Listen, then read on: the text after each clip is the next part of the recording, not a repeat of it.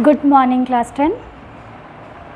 मुझे आशा है कि आप लोगों ने कल समरूपता को अच्छे से समझा और अभी हम लोग आगे चल के थ्योरम्स जो हैं समरूपता के, जो मैंने 3 नियम कल बताए थे, उन पर आधारित प्रमेय को पढ़ेंगे।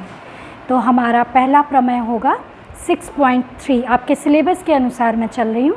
6.3 प्रमेय यानी कि थ्योरम 6.3, जिसके अनुसार आपके पास किन्हीं 2 त्रिभुजों के संगत कोण बराबर दिए हुए हैं और उनकी संगत भुजाओं के अनुपातों को हमने बराबर सिद्ध करना है, और यदि ऐसा हो जाता है तो वो दोनों त्रिभुज समरूप कहलाएंगे। तो हमारी थ्योरम है 6.4, प्रमेय 6.4। यदि किन्हीं 2 त्रिभुजों के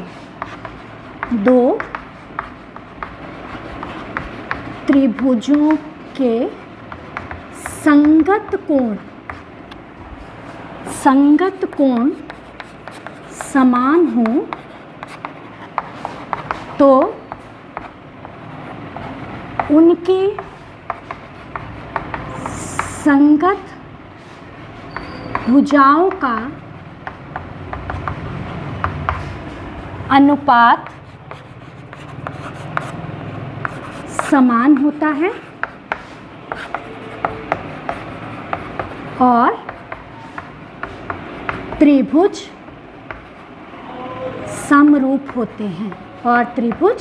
समरूप होते हैं ठीक है। अब हम क्या करेंगे, सबसे पहले हमको जो दिया हुआ है उसको देखेंगे और जो हमको सिद्ध करना है उसको देखेंगे। दिया हुआ क्या है, किन्हीं 2 त्रिभुजों के संगत कोण समान हैं। तो हम 2 ट्रायंगल्स बनाते हैं। एक ट्रायंगल हमारी ये होगी और दूसरी ट्रायंगल हमारी ये होगी, ठीक है। एक का नाम हम रखेंगे ABC और दूसरे का नाम हम रखेंगे DE एंड F। ये हमारी 2 त्रिभुज हो गई और हमको दिया हुआ है एंगल AD के बराबर है, एंगल BE के बराबर है, एंगल C जो है वो F के बराबर है। ये हमको दिया हुआ है। तो गिवन हमारे पास आ जाएगा, गिवन ट्रायंगल ABC और ट्रायंगल DEF में angle A is equal to angle D, angle B is equal to angle E and angle C is equal to angle F। इसको दिमाग में रखेंगे। उसके बाद टू प्रूफ हमने क्या करना है। टू प्रूफ में उसने 2 बातें कही हैं। पहली बात वो कहता है कि उनकी संगत भुजाओं का अनुपात समान होगा, और हम जानते हैं अगर संगत भुजाओं का अनुपात समान हो तो दोनों त्रिभुज आपस में समरूप होते हैं। तो हम लोग क्या करेंगे, पहले लिखेंगे AB बटे DE is equal to AC बटे DF is equal to BC बटे EF and triangle ABC is similar to triangle DEF। ये हमने सिद्ध करना है। ये आपके इम्पॉर्टेंट जो 2 पॉइंट्स निकल गए, गिवन और टू प्रूफ। जैसा कि मैं हमेशा आपको बताती हूँ कि स्टेप वाइज मार्क्स आपको मिलेंगे, इस पे भी और इस पे भी आपको मार्क्स मिलेंगे, इसलिए इन चीज़ों पर ध्यान देना है। उसके बाद ये कंस्ट्रक्शन, ये जो हमारी थ्योरम है बिना कंस्ट्रक्शन के नहीं हो सकती है, इसलिए हम इसमें एक कंस्ट्रक्शन करेंगे। वो कंस्ट्रक्शन क्या होगी, AB के बराबर एक बिंदु P ले लेंगे ताकि DP और AB बराबर हो जाए, AC और DQ बराबर हो जाए, P और Q को मिला लेंगे। ये हमने करना है। AB के बराबर DP लिया और AC के बराबर DQ लिया, ये C है हमारा, ठीक है। तो अब हमने रचना या कंस्ट्रक्शन जो है उसको लिखेंगे, जिसके अनुसार DE पर बिंदु P इस तरह ले, बिंदु P, और DF पर बिंदु Q इस प्रकार लें कि A B is equal to D P और A C is equal to D Q हो जाए। ये आपकी रचना हो गई। और पी क्यू को मिलाएं, पी क्यू को मिलाएं। यहाँ तक हमारे थ्योरम के मेन स्टेप्स जो हैं given, to prove and construction, ये हमारे कंप्लीट हो जाते हैं। अब हम इसको सिद्ध करेंगे। बच्चे, सिद्ध करने के लिए एक पहले मैं पॉइंट्स बताती हूँ कि क्या क्या सिद्ध करने से ये होगा। पहला पॉइंट है, हम इस ट्रायंगल को इस ट्रायंगल के कॉन्ग्रुएंट कर सकते हैं, है ना। ये दोनों आपस में कॉन्ग्रुएंट होंगी। कैसे? ये भुजा इसके बराबर, ये भुजा इसके बराबर बाय कंस्ट्रक्शन। एंगल ए और एंगल डी हमने बराबर लिया है, तो ये इसके सर्वांग सम हो गई। अगर ये सर्वांग सम है तो बी सी और पी क्यू भी आपस में बराबर होगा। ये कोण और ये कोण भी आपस में बराबर होगा, एंड ये कोण और ये कोण भी आपस में बराबर होगा। परंतु ये कोण इसके बराबर है, ये कोण इसके बराबर है, तो ये पेयर्स भी बराबर हुए। अगर ये बराबर है तो पी क्यू जो है वो ई एफ के पैरेलल आ गई। यानी कि फर्स्ट स्टेप हमारा क्या होगा? ए बी सी और डी पी क्यू को सर्वांग सम सिद्ध करना। दूसरा स्टेप हमारा क्या होगा? पी क्यू और ई एफ को पैरेलल सिद्ध करना। तो आइए हम इन स्टेप्स को प्रूफ में लिखते हैं। ये एक बार आप इसको नोट कर लेंगे, मैं बोर्ड को रब करूँगी, उसके बाद हम लोग इसको आगे बढ़ाएंगे थ्योरम को। हाँ बच्चे, अब हम प्रूफ की ओर आएंगे। प्रूफ हमारा क्या है? फर्स्ट स्टेप में हमने क्या करना है?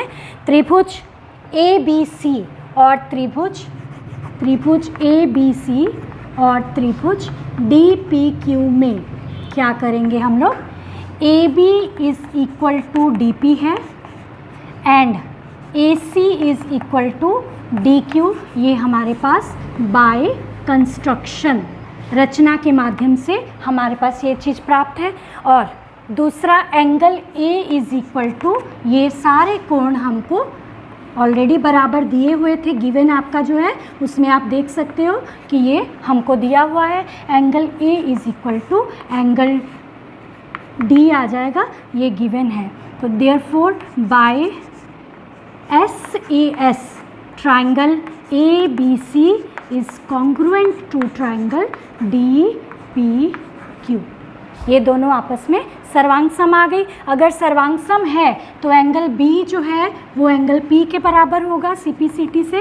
Angle B is equal to angle P and angle C is equal to angle Q. ये दोनों आ गया हमारे पास सी पी सी टी। बार बार मैं सी पी सी टी का मतलब आपको याद कराती हूँ।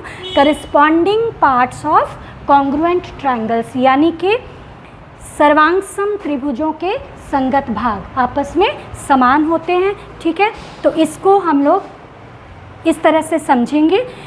अब हमारे पास ये दोनों त्रिभुज, दोनों कोण बराबर आ गए। अब हम लिख सकते हैं, परंतु हमारे पास दिया हुआ है P और E। P और E आपस में बराबर हो जाएंगे और Q और F आपस में बराबर हो जाएंगे। कैसे होंगे? चूँकि B E के बराबर है और C जो है वो F के बराबर है। फिर से हम लिखते हैं angle B is equal to angle E and angle C is equal to angle F। ये हमको गिवन है। ये कोण इसके बराबर और ये कोण ये हमको गिवन था, इसलिए अब ये इसके भी बराबर है, इसके भी बराबर है, तो इसका मतलब therefore angle P is equal to angle E and angle angle Q is equal to angle F। ये देखो, ये कोण इसके बराबर और ये कोण इसके बराबर। अगर संगत कोण समान है, ये संगत कोण है, ये संगत कोण है, इसलिए PQ is parallel to EF। हमारा सेकंड पार्ट भी कंप्लीट हो गया। पहला पार्ट था इन दोनों को सर्वांग सम करना। अब हमने क्या कर दिया? इसको और इसको सर्वांग सम सिद्ध कर दिया, पैरेलल सिद्ध कर दिया। अगर ये समानांतर हैं तो DPQ और DEF, इसको भी हम सिमिलर प्रूफ कर सकते हैं, या फिर थेल्स थ्योरम से DP बटे DE is equal to DQ बटे DF हो जाएगा। अब लिखेंगे यहाँ पर हम त्रिभुज डी पी क्यू में, त्रिभुज डी ई एफ में P Q is parallel to E F, इसलिए बाय थेल्स थ्योरम, कौन सी थ्योरम से? थेल्स थ्योरम, डी पी बटे डी ई, मैंने पहले भी बताया था डी पी बटे पी ई या डी पी बटे D E is equal to D Q बटे, ये छोटा खंड और बड़े पूरी भुजा का अनुपात इस छोटे खंड और इस पूरी भुजा के अनुपात के भी बराबर होगा थेल्स थ्योरम के अनुसार। डी पी बटे D E is equal to D Q बटे डी एफ, ये हमारे पास आ गया, डी पी के बटा डी ई और D Q by D F आ गया। अब हम क्या करेंगे, डी पी की जगह पे क्या पुट कर दें? ए बी, और डी क्यू की जगह पे क्या पुट कर दें? A C. Put D P is equal to A B and D Q is equal to A C. तो ये हमारे पास आ जाएगा ए बी बटे D E is equal to A C बटे D F. Similarly A B बटे D E is equal to, ये ए बी बटे D E is equal to A C बटे डी एफ तो हमने प्रूव कर दिया। सिमिलरली ए बी बटे D E is equal to B C बटे ई एफ भी हो जाएगा। उसके लिए हमको कंस्ट्रक्शन इधर करनी पड़ेगी, है ना। तो दोबारा उसी चीज़ को करने की बजाय हम लिख देते हैं सिमिलरली ए बी बटे D E is equal to B C बटे क्या हो जाएगा? E F. इसका नाम ए रखते हैं और इसका नाम बी रखते हैं, और ए और बी से, ए एंड बी से हमारे पास क्या आ जाएगा? ए बी बटे D E is equal to A C बटे D F is equal to B C बटे E F, and triangle A B C is similar to triangle D E F. यही हमने प्रूव करना था। फिर से मैं इसको एक बार रिवाइज करूँगी आपके लिए। हमारे पास दिया हुआ था इन दोनों त्रिभुजों के संगत कोण समान हैं, ठीक है, और हम लोग को सिद्ध करना है कि इनकी संगत भुजाएं आपस में समान है। तो उसके लिए हम लोग को कंस्ट्रक्शन करना ज़रूरी था, जिसमें हमने ए बी के बराबर डी पी और ए सी के बराबर डी क्यू लेके पी क्यू को मिला दिया, और हमारे पास पी क्यू पैरेलल नहीं है, ये हम प्रूव करेंगे। पहले दो स्टेप हैं, याद ऐसे रखना है कि हम पहले इस त्रिभुज को इस त्रिभुज के साथ सर्वांगसम सिद्ध करेंगे। ये और ये सर्वांगसम हो जाएगी आसानी से, तुम लोग देख लिए।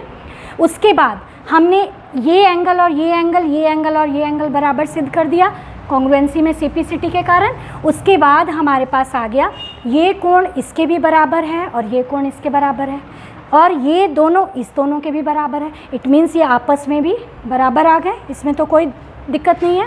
इसका मतलब पी ई के बराबर है, क्यू जो है वो एफ के बराबर है, ठीक है। अब क्या करेंगे, ये दोनों अगर कोण बराबर हैं तो ये कौन से कोण हैं? ये दोनों संगत कोण हैं। संगत कोण अगर समान हो तो रेखाएं समानांतर होती हैं, 9 से हम लोग पढ़ते आ रहे हैं। तो ये दोनों रेखाएं आपस में समानांतर हो गई, और ये हमारा दूसरा स्टेप कंप्लीट हो गया। जब समानांतर हो गई तो हम इस ट्रायंगल में अब थेल्स थ्योरम लगा देंगे, ठीक है। इस ट्रायंगल में आराम से थेल्स थ्योरम लगाए, थेल्स थ्योरम लग गई। लेकिन याद रखना डी पी बटे पी ई नहीं लिखना है, क्योंकि हमारा गिवन, हमारा जो टू प्रूव है उसमें डी ई चाहिए हमको।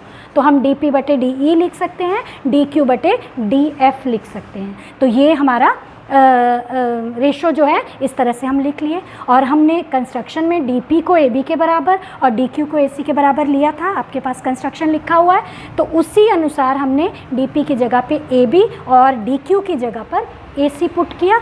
तो अगर ये दोनों की रेशो बराबर है तो सिमिलरली बी सी और ई एफ की रेशो भी इनके बराबर आ जाएगी। हम दोबारा से इस प्रोसेस को रिपीट नहीं कर रहे हैं, लेकिन सिमिलरली लिख दिए, और इस तरह से हमारे ये तीनों रेशोज़ बराबर आ गई। अगर तीनों रेशो बराबर है तीनों भुजाओं की, तो इसका मतलब हमारे दोनों त्रिभुज आपस में समरूप हो जाएंगे। इस थ्योरम को भी आपको थोड़ा बैठकर अच्छे से समझना है, लिखना है और फिर इसको बिना देखे लिखकर प्रैक्टिस करना है विद स्टेटमेंट। स्टेटमेंट से ही थ्योरम क्लियर होती है। तो ये आपका काम है, आपका होमवर्क है कि आप इस थ्योरम को बढ़िया से समझेंगे और हम सेकेंड थ्योरम अब करेंगे। क्लास 10 आपकी नेक्स्ट थ्योरम है 6.4। अब इसमें आपको सारी भुजाओं का अनुपात सेम दिया होगा और आपने सारे कोणों को बराबर सिद्ध करना है। जब ये बराबर हो जाएंगे तो त्रिभुज अपने आप समरूप हो जाएगा। तो हमारे पास थ्योरम होगी, यदि किन्हीं दो त्रिभुजों की संगत भुजाओं का अनुपात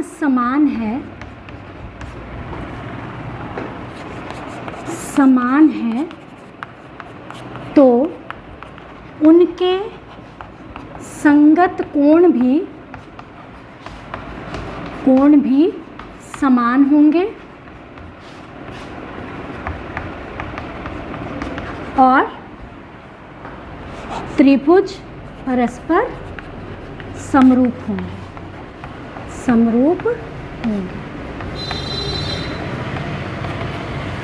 अब उसका एक तरह से ऑपोजिट विलोम हो गया। तो इसमें हम लोग को फिर से वही चीज़ दी है, दो त्रिभुज A B C and D E F, ये दोनों में हमारे पास दिया गया है कि given triangle A B C और ट्रायंगल डी ई एफ में क्या है, A B by D E is equal to A C by D F is equal to B C by E F. ये हमको गिवन है और हमने proof क्या करना है, to proof angle A is equal to angle D, angle B is equal to angle E and angle C is equal to angle B, and और साथ में triangle A B C is similar to triangle D E F. ठीक है, तो ये हमने दो चीज़ें प्रूव करनी है और हमारे पास फिर से बिना कंस्ट्रक्शन के ये थ्योरम नहीं होगी।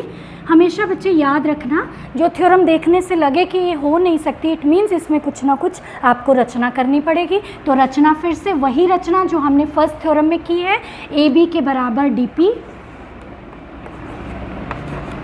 दिस सेम रचना जो हमने फर्स्ट थ्योरम में की थी, उसी रचना को आप लिखेंगे सेम, ठीक है, एज 6.3 थ्योरम। ठीक है, जो रचना उसमें की थी सेम वही स्टेप्स आप लिखेंगे। स्टेप्स वही है, ए बी के बराबर डी पी लेंगे और ए सी के बराबर डी क्यू लेंगे और पी क्यू को मिला देंगे। ये हमारी रचना हो गई। अब हमको प्रूव करना है। प्रूव करने से पहले हम फिर से इसको स्टेप्स में बांटते हैं। इसमें अब थोड़ा उल्टा चलना होगा हमको। इसमें क्या करना है, पहले इस त्रिभुज को और इस बड़ी वाली को समरूप करेंगे। ये छोटी वाली को इस बड़ी वाली त्रिभुज के समरूप कर देंगे। उसके बाद इसको और इसको आपस में सर्वांगसम कर देंगे।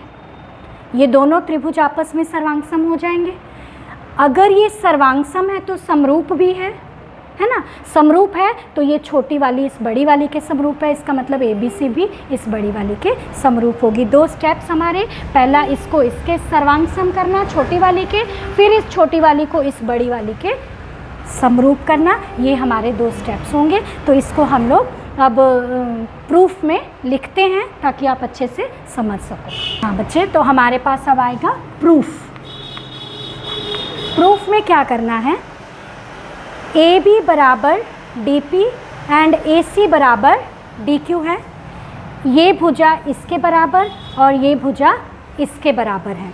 और हमको गिवन क्या दिया क्या हुआ है कि इसकी रेशो आपस में बराबर है, यानी कि ए बी बटे डी ई, ए सी बटे D F and B C बटे ई एफ बराबर है। और हम लिख सकते हैं तब ए बी की जगह पे डी पी बटे D E and D Q बटे डी एफ आपस में बराबर हो जाएगा। तो इसको लिख के करेंगे ए बी बटे D E is equal to AC by DF is equal to BC by EF। ये हमको गिवन है। Put AB is equal to DP and AC is equal to DQ by construction से हमने ये प्राप्त किया था, इसको पुट करते हैं। AB की जगह पे क्या आ जाएगा, DP बटे DE is equal to DQ बटे DF। अब त्रिभुज इज इक्वल टू BC बटे EF, इसकी ऐसी आवश्यकता अभी नहीं है। अब हम लिखते हैं त्रिभुज DEF में क्या है, DP बटे DE is equal to DQ बटे DF। ये दोनों भुजाओं की रेशो हमारे पास बराबर आ गई। और थेल्स का विलोम क्या कहता है, थेल्स के विलोम से हमारे पास क्या आ जाएगा, यदि ये रेशो बराबर है तो PQ is parallel to EF आ जाएगा। PQ और EF आपस में समानांतर हो गए, ठीक है। PQ is parallel to, PQ जो है वो EF के समानांतर है। एंगल PE के बराबर आ जाता है और Q जो है वो F के बराबर आ जाता है। अब ये संगत कोण है ना, क्योंकि ये संगत कोण है इसलिए ये त्रिभुज DPQ और त्रिभुज DEF में angle D is equal to angle D common है, angle P is equal to angle E बराबर है and angle Q is equal to angle F। ये हमने अभी अभी प्रूव किया है, प्रूव्ड। तो क्या हो जाएगा, देयरफॉर ट्राइंगल DPQ जो है वो सिमिलर हो जाएगी ट्राइंगल DEF के। हमारा फर्स्ट स्टेप जो था, इन दोनों त्रिभुजों को हमने समरूप सिद्ध करना था, जो कि हो गई। अगर ये समरूप है तो इसलिए DP बटे DE is equal to DQ by DF is equal to PQ by CF। इसका नाम 1 था, इसका नाम हम लोग 2 रखेंगे। ये 2 आ गया। अब तुम लोग 1 और 2 को मिलाओ तो ज़रा। 1 और 2 से ये और ये सेम, ये और ये सेम, इसका मतलब ये और ये भी बराबर हो जाएगा। यहाँ EF आना था। EF और EF आपस में कट जाएगा तो ये BC और PQ आपस में बराबर आ जाएगा। 1 और 2 से क्या प्राप्त हो गया हमको, BC is equal to PQ। BC और PQ आपस में बराबर हो जाएंगे। अब क्या करेंगे, हम इन दोनों त्रिभुजों को आपस में सर्वांग सम कर लेंगे। तो ट्राइंगल ABC और ट्राइंगल DPQ में क्या आ जाएगा, AB is equal to DP, AC is equal to DQ and BC is equal to PQ. Therefore, by SSS, triangle ABC is congruent to triangle DPQ. इसका इधर जब सर्वांग समता सिद्ध की थी उसका नाम A रखेंगे और इधर जब ये सिद्ध हुआ है तो इसका नाम हम लोग B रखेंगे। यहाँ तक एक बार फिर से मैं समझा दे रही हूँ, शुरू से लेके एंड तक। AB is equal to DP, AC is equal to DQ। ये हमको बाय कंस्ट्रक्शन है, इसको हम गिवन में पुट करेंगे तो हमारे पास ये एक नई टर्म आ जाएगी जिसका नाम हम 1 लिख के छोड़ देंगे। इसमें से ये टर्म अभी हमारे यूज़ में नहीं है, इसको यूज़ करके हम थेल्स के विलोम से इन दोनों त्रिभुजों को, दोनों भुजाओं को पैरेलल सिद्ध कर देंगे। पैरेलल हो गई तो ये करस्पॉन्डिंग एंगल्स अपने आप इक्वल हो जाएंगे। अगर ये करस्पॉन्डिंग एंगल इक्वल हो गए तो ये छोटी त्रिभुज इस बड़ी वाली त्रिभुज के समरूप हो जाएगी। ठीक है, यहाँ तक हमने इसको समरूप कर लिया। अगर ये समरूप हो गई तो इसकी सारी भुजाओं की रेशो इस बड़ी वाली सारी भुजाओं की रेशो के बराबर होगी। दोनों त्रिभुजों की रेशो आपस में बराबर होगी और उससे हमको 1 और 2 दोनों से हमको क्या प्राप्त हो गया, BC जो है वो PQ के बराबर है। अगर ये BC PQ के बराबर आ गया इसका मतलब ये भुजा जो है इसके बराबर हो गई। तो बाय SSS ऑटोमेटिकली ये दोनों त्रिभुज आपस में सर्वांग सम हो गए। अब हम इसको और आगे लिखेंगे।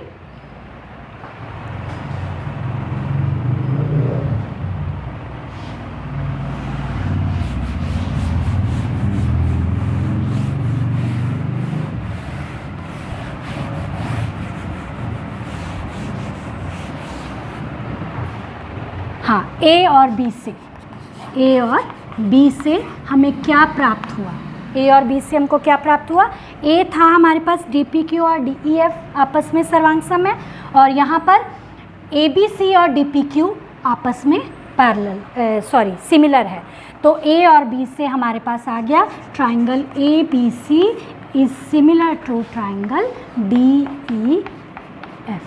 यही हमने प्रूव करना था और ये हमने प्रूव कर दिया। इस तरह से ये दोनों त्रिभुज आपस में हमने समरूप सिद्ध किए।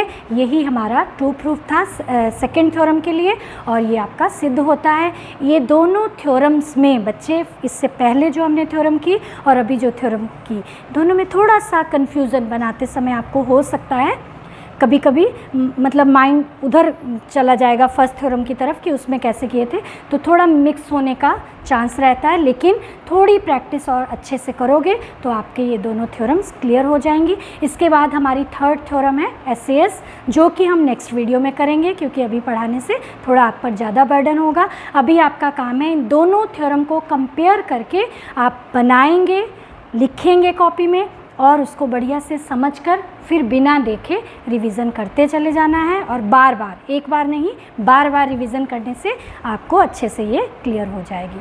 Thank you.